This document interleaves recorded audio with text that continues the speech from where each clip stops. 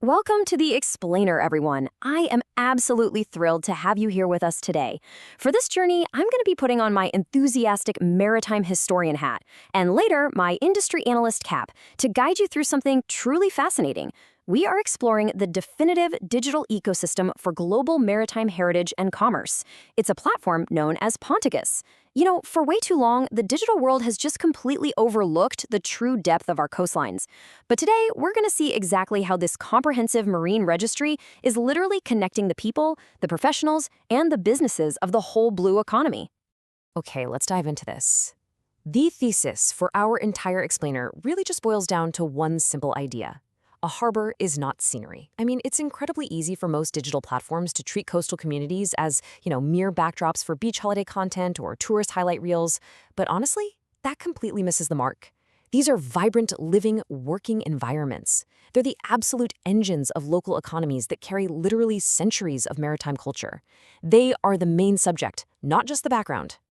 Section 1. The real coastal world and its traditions. Let's move to and see how this builds across different regions of the globe. We really need to shift our perspective away from the casual beachgoer to the coastal professional. The dayboat fishers, the harbor masters, the shipwrights. These are folks who can read a stretch of open water the exact same way you or I would read a highway map. Pontikus acts as this incredible global network bridging completely diverse maritime heritages. On one hand, you have the salt-worn European coastlines. Just picture the chaotic, bustling 5 a.m. fish auctions at a Cornish quay in the British Isles or a traditional oyster trader in Bretagne. Then compare that with the deep, rich fishing cultures of the Americas.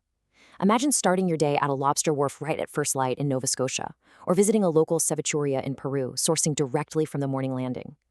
The traditions are completely unique to their regions, but that deep connection to the tide, that is universal. To really put a face to this, let's look at the ultimate archetype of a coastal professional, a third-generation boat builder. Now, this person isn't just some supporting character in a quaint seaside town. Absolutely not.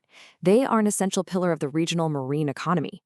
By utilizing modern digital registry services, this kind of artisan can merge historical, hand-taught craftsmanship with modern global commerce. They use the platform to make sure their highly specialized skills remain visible, viable, and commercially thriving right now in the 21st century. And this expertise runs incredibly deep. We aren't just talking about fishing here. The registry is an absolute hub for all kinds of experts. We're talking marine biologists monitoring seagrass recovery, maritime lawyers navigating insanely complex ocean jurisdictions, nautical historians tracing ancient Hanseatic trade routes, and coastal engineers. By showcasing their professional skills on this platform, they don't just find new clients. They essentially create a vital, living resource. It helps students and the broader industry learn directly from the source about critical topics like marine conservation and maritime innovation. Section 2. Global connectivity and the digital harbor. Now, I'm going to pivot slightly from the historian perspective and put on my maritime industry leader hat. Because the question is, how does all this hyperlocal expertise actually scale up? The challenge has literally always been taking isolated coastal brilliance and giving it a massive global voice. Well, think of the digital harbor as a targeted suite of seaside digital services built specifically for the blue economy. Imagine for a second you're a small seafood processor in Hokkaido, Japan, or maybe a boutique dive operator in the Philippines. Traditional search engines might totally bury you under massive mega resorts, but the digital harbor cuts right through that noise, allowing small, authentic shoreline businesses to connect directly with actively searching global audiences who want exactly what they offer. And the whole workflow is just wonderfully straightforward. First, the local business claims a specialized profile in the registry.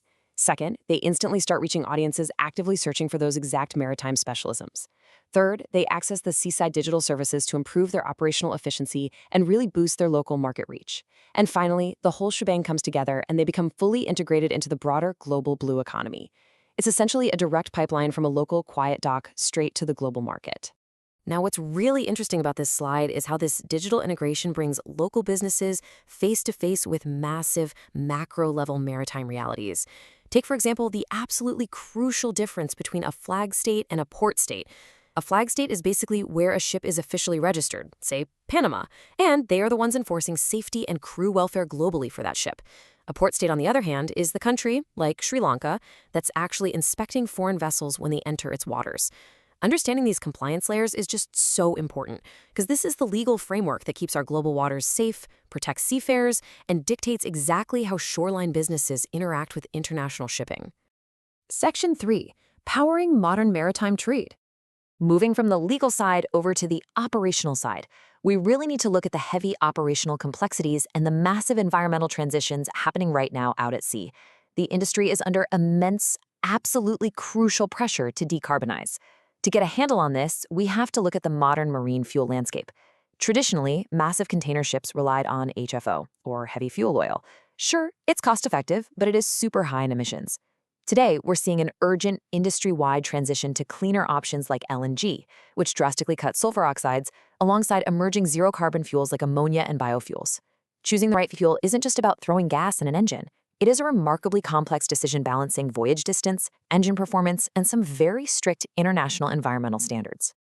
So the crucial point is the economics of this transition are wild. They're highly volatile. This 20% figure represents a really surprising reality highlighted by maritime intelligence experts.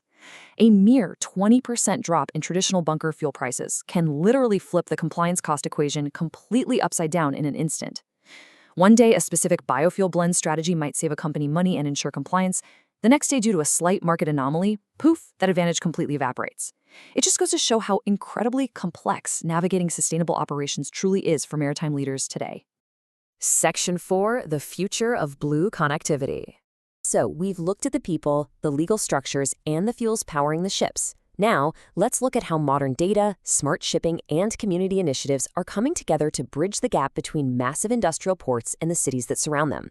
In this future, the relationship between a working port and its host city is absolutely paramount. In a world dealing with geopolitical tensions and supply chain disruptions, organizations are heavily focused on community-led initiatives. Why? Well, because mitigating social unrest and maintaining the public's permission to operate requires pragmatic, real-world community building. A port simply cannot thrive if the city around it feels totally disconnected from its economic benefits, or worse, overwhelmed by its environmental footprint. And actually bridging that gap requires some incredible technology.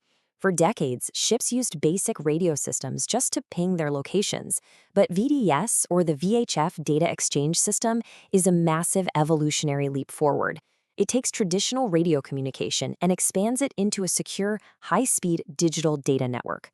This is literally the foundational digital infrastructure required for the future of smart shipping and even autonomous vessel operations down the line. And this brilliantly illustrates how data systems solve major real-world maritime headaches. Wider coverage and faster data exchange directly lead to improved traffic management.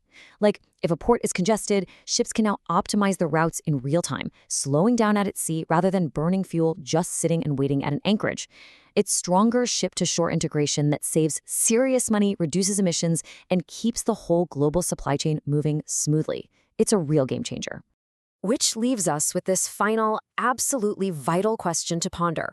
How will your shoreline business navigate the future of the blue economy?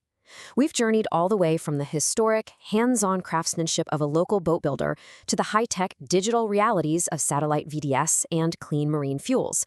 The coast is not just scenery, folks. It is a complex, dynamic, and totally vital part of our global future.